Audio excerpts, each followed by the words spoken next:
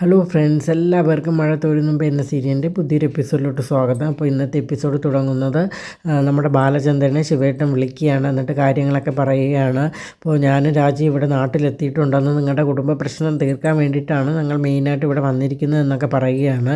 അപ്പോൾ നാളെ ഞങ്ങൾ എല്ലാവരും കൂടെ അങ്ങോട്ട് വരുന്നുണ്ടെന്ന്. ഞങ്ങൾ രണ്ടുപേർ മാത്രമല്ല, കുഞ്ഞുണ്ണി മാമൻ്റെ 2 മക്കളുണ്ട്. അപ്പോൾ അവർ തിരുവനന്തപുരത്ത് നിന്നാണ് വരുന്നത്. അവരും കൂടി വന്നിട്ട് ഞങ്ങൾ എല്ലാവരും അങ്ങോട്ട് വരുമെന്നും, ഞങ്ങൾ വന്ന അലീനെ അവിടെ നിന്ന് ഇറക്കി വിടുക തന്നെ ചെയ്യുമെന്ന് പറയുകയാണ്. അപ്പോൾ നിങ്ങൾ വന്നിട്ട് എന്താണെന്ന് വെച്ചാൽ ചെയ്യുമോ, അതിൻ്റെ പരിഹാരങ്ങളൊക്കെ ഞാനും കണ്ടോളാമെന്ന് ബാലചന്ദ്രൻ പറയുകയാണ്. അപ്പോൾ നിങ്ങൾ എന്തിനാണ് വൈജി ഇങ്ങനെ ഇട്ട് ടെൻഷൻ അടുപ്പിക്കുന്നതൊക്കെ ചോദിക്കുകയാണ്. അപ്പോൾ നിങ്ങളും ഈ നിങ്ങളും ഇങ്ങനെ ടെൻഷൻ അടിക്കേണ്ട ആവശ്യമുണ്ടോ എന്നൊക്കെ ചോദിക്കണം. അതെനിക്ക് നിങ്ങളുടെ വീട്ടിൽ നിന്നൊരു സമ്മതം കിട്ടിയതിന് ശേഷം എനിക്ക് ടെൻഷനാണല്ലോ. ഞങ്ങൾ പെണ്ണിനെ മാത്രമല്ലേ തന്നിട്ടുള്ളൂ, ടെൻഷൻ തന്നിട്ടില്ലല്ലോ എന്ന് ശിവേട്ടൻ പറയുകയാണ്. അപ്പോൾ അത് വലിയൊരു കല്ലുമായിട്ടല്ലേ വന്നിരിക്കുന്നത്. അപ്പോൾ അതിൻ്റെ ടെൻഷൻ ഞാൻ അനുഭവിച്ചുകൊണ്ടിരിക്കുകയില്ലേ എന്നൊക്കെ പറയുന്നത്. നമ്മൾ വെറുതെ സംസാരിച്ച് വഷളാകണ്ടെന്ന്, നാളെ നേരിട്ട് കാണാമെന്നൊക്കെ പറഞ്ഞിട്ട് ഫോൺ കട്ട് ചെയ്യണം. അങ്ങനെ ബാലചന്ദ്രൻ വളരെയധികം ടെൻഷൻ ആവുകയാണ്. വീണ്ടും ഒരു പ്രതിസന്ധി തൻ്റെ മുമ്പിൽ വന്ന് എത്തിയിരിക്കുക എന്നുള്ളൊരു ചിന്തയിലാണ് ബാലചന്ദ്രൻ. അപ്പോൾ ആ സമയത്ത് അലീനെ വിളിച്ച് കാര്യങ്ങളൊക്കെ പറയുകയാണ്. അലീന, ഇതുപോലുള്ളൊരു പ്രശ്നം നാളെ ഉണ്ടാവും. അപ്പോൾ അവരെല്ലാവരും കൂടി ഇങ്ങോട്ട് വരാനായിട്ട് ഇരിക്കുകയാണ്. അപ്പോൾ ഇനി എന്ത് ചെയ്യണമെന്ന് എനിക്കൊരു ഐഡിയ ഇല്ല. അപ്പോൾ ഞാൻ നാളെ നാട്ടിൽ പോകേണ്ടതെന്നാണോ പറയുന്നത് രേവതിക്കുട്ടിയുടെ അടുത്ത്. അപ്പോൾ ഞാൻ ഇവിടെ മാറി നിന്നാൽ പ്രശ്നം ഒതുങ്ങില്ല, ഞാൻ 2 ദിവസം കഴിഞ്ഞിട്ട് വരാമെന്നൊക്കെ അലീന ചോദിക്കുകയാണ്. അപ്പോൾ നീ ഇവിടെ ഉണ്ടെങ്കിൽ നിന്നെ എനിക്ക് സംരക്ഷിക്കാൻ പറ്റും, പോയി കഴിഞ്ഞാൽ എന്താവുമെന്ന് എനിക്കറിയില്ല, എന്തായാലും നീ പോകാൻ തീരുമാനിച്ചില്ല, പൊയ്ക്കൊള്ളാനായിട്ട് പറയുകയാണ്. അലീന കുറച്ച് കഴിഞ്ഞിട്ട് രേവതിയെക്കുട്ടി വിളിച്ച് പറയുകയാണ്, ഇവിടെ ഇതുപോലുള്ള സംഭവങ്ങളൊക്കെയാണ്. അപ്പോൾ അവരെ കുടുംബക്കാരെല്ലാവരും കൂടി ചേർന്ന് അപ്പോൾ ഇവിടെ എന്നെ ഇറക്കി വിടാനുള്ളൊരു ഉദ്ദേശത്തിലാണ് ഇരിക്കുന്നത്. അപ്പോൾ ഇനി എന്താണ് സംഭവിക്കുന്നത് അറിയില്ല മോളെ. അപ്പോൾ വൈജി എന്ന് വേണം, ചേച്ചിക്ക് ഒരു സൗകര്യം തരില്ല എന്ന് തന്നെയല്ലേ. ചേച്ചി എത്രയും പെട്ടെന്ന് അവിടെ നിന്ന് മാറുന്നതാണ് നല്ലതല്ല. ബാലചന്ദ്ര സാറിന് വൈജയന്തിയുടെ ഇടയിൽ കിടന്ന് ചേച്ചിയായിരിക്കും നേറിപ്പോക്കുന്നതൊക്കെ രേവതിക്കുട്ടി പറയുകയാണ്. എനിക്ക് എന്ത് ചെയ്യണമെന്ന് അറിയില്ല മോളെ, ചേച്ചി ഒന്നും ചെയ്യേണ്ട, നാളെ രാവിലെ ഇങ്ങോട്ട് പുറപ്പെട്ടാൽ മതി എന്നൊക്കെ പറയുകയാണ് രേവതിക്കുട്ടി. എന്തായാലും ഞാൻ ഒരു കാര്യം തീരുമാനിച്ചിട്ട് ഞാൻ രാത്രി വിളിച്ച് പറയാമെന്ന് പറയുകയാണ്. എന്നിട്ട് രേവതിക്കുട്ടി ഈ സംഭവങ്ങളെല്ലാം ചെന്ന് ഗ്രേസി ആൻ്റിയോടും മാമച്ചനോടും പറയുകയാണ്. അപ്പോൾ ചേച്ചി വല്ലാത്തൊരു പ്രതിസന്ധിയിലാണെന്നും ചേച്ചിക്ക് ആരും ഇല്ല എന്നുള്ളൊരു സിറ്റുവേഷനിലാണ് അവർ നിൽക്കുന്നതെന്നൊക്കെ പറയുകയാണ്. എന്നിട്ട് രേവതിക്കുട്ടി പറയണം, മാമച്ചനങ്ങളെ ചേച്ചിക്ക് ആരും ഇല്ല എന്നുള്ളൊരു തോന്നൽ വരണ്ട, നമുക്ക് രാവിലെ ചെന്ന് ചേച്ചിയെ വിളിച്ചാലോ എന്നൊക്കെ ചോദിക്കുകയാണ്. അപ്പോൾ ചേച്ചി അവിടെ ഒറ്റയ്ക്കല്ലേ, തീരെ അങ്ങനെ പട്ടിയെ പോലെ ഒരു അടിച്ചിറക്കേണ്ട ഒരു അവസ്ഥ എൻ്റെ ചേച്ചിക്ക് ഉണ്ടാകുമോ എന്നുള്ള രീതിയിലൊക്കെ രേവതി സംസാരിക്കുകയാണ്. അങ്ങനെ മാമച്ചനങ്ങളെ ഗ്രേസി ആൻറ്റി കൂടെ ആലോചിച്ചിട്ട് പറയുകയാണ്, ശരി മോളെങ്കിൽ നമുക്ക് അവളെ നാളെ ചെന്ന് വിളിക്കാമെന്ന് പറയുകയാണ്. അപ്പോൾ ഞാൻ റൂട്ട് മാപ്പെല്ലാം ചോദിച്ച് മനസ്സിലാക്കാൻ നമ്മൾ അങ്ങോട്ട് ചെല്ലുമോ എന്നുള്ളൊരു ധാരണയൊന്നും ചേച്ചിക്ക് ഇപ്പോൾ വേണ്ടെന്നും പറയുകയാണ്. അങ്ങനെ രേവതിക്കുട്ടി വലിയ സന്തോഷത്തിൽ ഇരിക്കുകയാണ്. അത് കഴിഞ്ഞ് വൈകിട്ട് അലീനയും കൃഷ്ണജമ്മോളും കൂടെ സ്നാക്സൊക്കെ കഴിച്ചുകൊണ്ടിരിക്കുകയാണ്, ചായയും വാഴയ്ക്കപ്പമില്ല.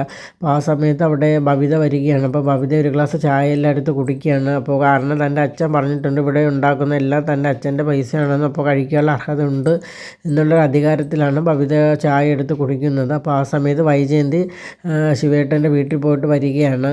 അപ്പോൾ എന്നിട്ട് വന്ന ഉടനെ പറയുകയാണ്. അപ്പോൾ ഇവരെല്ലാം ഡൈനിങ് ടേബിളിൽ ഇരുന്നാണ് കഴിക്കുന്നത്. അപ്പോൾ ആ സമയത്ത് രോഹിത് അവിടെ ഉണ്ടായിരുന്നു. എന്നിട്ട് കാര്യങ്ങളൊക്കെ പറയുകയാണ്. അപ്പോൾ എൻ്റെ 2 ആങ്ങളമാരും എത്തിയിട്ടുണ്ട് വിദേശത്ത് നിന്ന്, പിന്നെ രാവണി മാമയുടെ മക്കളും എല്ലാവരും കൂടി ചേർന്ന്, കരയോക്കാരും എല്ലാവരും കൂടി ചേർന്ന് 10-20 പേര് നാളെ ഇവിടെ വരും, ഇവളെ വലിച്ച് ഇവിടെ നിന്ന് ഇറക്കാൻ വേണ്ടിയിട്ട്. ഈ ആരെന്ന് വിചാരിച്ചു ഞാൻ വെറും പുറം പോക്കൊന്നും, എനിക്ക് ഡസൻ കണക്കാണ് ആൾക്കാരുള്ളത് ഫാമിലിയിൽ. നിന്നെപ്പോലൊരു അമ്മ ആരും അച്ഛാരും വല്ലാത്തൊരു അനാഥയല്ല ഞാൻ. നാളെ നീ നോക്കിയോ, നാളെ നീ ഇവിടെ നിന്ന് കണ്ണിൽ നിന്ന് ചോര വന്നാണ് നീ ഇവിടെ നിന്ന് ഇറങ്ങാൻ പോകണമെന്ന് പറഞ്ഞിട്ട് വൈജയന്തി അകത്തോട്ട് കയറി പോവുകയാണ്. അപ്പോൾ ഇതൊക്കെ കേൾക്കുമ്പോൾ രോഹിത്തിനും ബബിതയ്ക്ക് വളരെ സന്തോഷമാണ്. നാളെ ഞങ്ങൾ കോളേജിലൊന്നും പോകുന്നില്ല, എന്തായാലും ഇവിടുത്തെ യുദ്ധം ഒന്ന് കാണാമല്ലോ എന്നൊക്കെ പറഞ്ഞിരിക്കുകയാണ്. അപ്പോൾ കൃഷ്ണജമ്മൾ പറയാൻ, ഞാൻ എന്തായാലും സ്കൂളിൽ പോകുന്നുണ്ട്, ഞാൻ വരുമ്പോൾ നിങ്ങളൊരു വീഡിയോ എടുത്ത് വെച്ചേക്കണേ എന്നൊക്കെ പറയുകയാണ് കൃഷ്ണജ. അപ്പോൾ ഇതെല്ലാം കേട്ടിട്ട് ബബിത അവിടെ ഇരുന്ന് സ്നാക്സ് എല്ലാം എടുത്ത് കഴിക്കുകയാണ്. അപ്പോൾ കൃഷ്ണജമ്മൾ ചോദിക്കുകയാണ്, രോഹിത്തായിട്ടൊന്നും കഴിക്കില്ലേ, നീ ഒന്ന് പോടി എന്ന് പറഞ്ഞിട്ട് ദേഷ്യത്തിൽ രോഹിത്ത് പോവുകയാണ്. അത് കഴിഞ്ഞ് രാത്രി കിടക്കാൻ നേരമാകുമ്പോൾ അലീനയുടെ റൂമിൽ കൃഷ്ണജൻ വരികയാണ്. അപ്പോൾ ചേച്ചി, എനിക്ക് വളരെയധികം ടെൻഷൻ ആവുകയാണ് നാളത്തെ കാര്യം ഓർത്തിട്ട്. നീ എന്തിനാ മോളെ ടെൻഷൻ അടിക്കുന്നത്, അതിൻ്റെ ഒരു ആവശ്യമില്ലല്ലോ. അച്ഛൻ ഇല്ലേന്ന് ചോദിക്കുകയാണ്. അച്ഛൻ്റെ കാര്യം ഓർത്തിട്ടല്ല, അച്ഛന് അവർ ഒന്നും ചെയ്യില്ല എന്ന് എനിക്കറിയാം. പക്ഷെ അതുപോലെ അല്ലല്ലോ ചേച്ചിയുടെ കാര്യം. കഴിഞ്ഞ പ്രാവശ്യം തന്നെ കണ്ടില്ലേ, ഇനി ഇത്രയും പേര് വരുമ്പോൾ എനിക്ക് പേടിയാവുന്നു ചേച്ചി എന്നൊക്കെ പറയുകയാണ്. ഞാൻ എന്തായാലും ഇവിടെ തന്നെ ഇന്ന് കിടക്കാം, ആരെങ്കിലും ആ ചേച്ചി ആക്രമിക്കാമെന്ന്. ഇവിടെ ആര് വരാനാണ് മോളെ, അടച്ചിട്ട വീടല്ലോ. അപ്പോൾ വീട്ടിൽ തന്നെ ശത്രുക്കളുണ്ടെങ്കിൽ വീട് തുറന്നു കൊടുക്കാനാണ് പാടെന്നൊക്കെ പറയുകയാണ് കൃഷ്ണജ. അപ്പോൾ മോളൊന്ന് സമാധാനമായിട്ടിരിക്കുക, എനിക്കൊന്നും സംഭവിക്കില്ല, ധൈര്യമായിട്ടിരിക്കുക എന്നൊക്കെ പറഞ്ഞ് കൃഷ്ണജ ആശ്വസിപ്പിക്കുകയാണ് അലീന. അതൊക്കെ കഴിഞ്ഞ് പിറ്റേന്ന് രാവിലെ നമ്മുടെ ഗ്രേസി ആൻറ്റിയും മാമച്ചനും അങ്കിളും എല്ലാവരും ഇറങ്ങുകയാണ്. അപ്പോൾ രേവതിക്കുട്ടിയുണ്ട്. അപ്പോൾ ചേച്ചി റൂട്ട് മാപ്പൊക്കെ കിട്ടി, ഞങ്ങൾ അതനുസരിച്ച് വന്നോളാം എന്ന് പറഞ്ഞ് കാറിൽ അവർ യാത്ര തുടങ്ങുകയാണ്.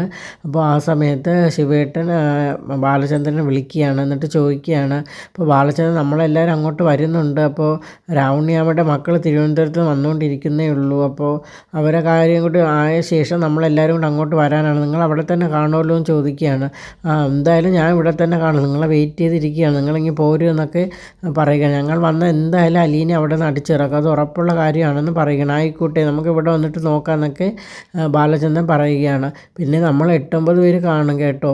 ഓ അത്രയേ ഉള്ളൂ, ഞാൻ വിചാരിച്ച 10-25 പേരെങ്കിലും കാണുമെന്ന്. എന്തായാലും നിങ്ങൾ ഇങ്ങോട്ട് വരൂ, ഞാൻ ഇവിടെ വെയിറ്റ് ചെയ്തിരിക്കുകയെന്നും ബാലചന്ദ്രൻ പറയുകയാണ്. അപ്പോൾ ഇതോടുകൂടി ഇന്നത്തെ എപ്പിസോഡ് ഇവിടെ അവസാനിക്കുകയാണ്. അപ്പോൾ നിങ്ങൾക്ക് എൻ്റെ വീഡിയോസൊക്കെ ഇഷ്ടമാണെങ്കിൽ എൻ്റെ ചാനലൊന്ന് സബ്സ്ക്രൈബ് ചെയ്യുക, അതോടൊപ്പം തന്നെ ലൈക്ക് ചെയ്യുക, ഷെയർ ചെയ്യുക, നിങ്ങളുടെ വിലയേറെ അഭിപ്രായങ്ങളൊക്കെ അറിയിക്കുക. താങ്ക്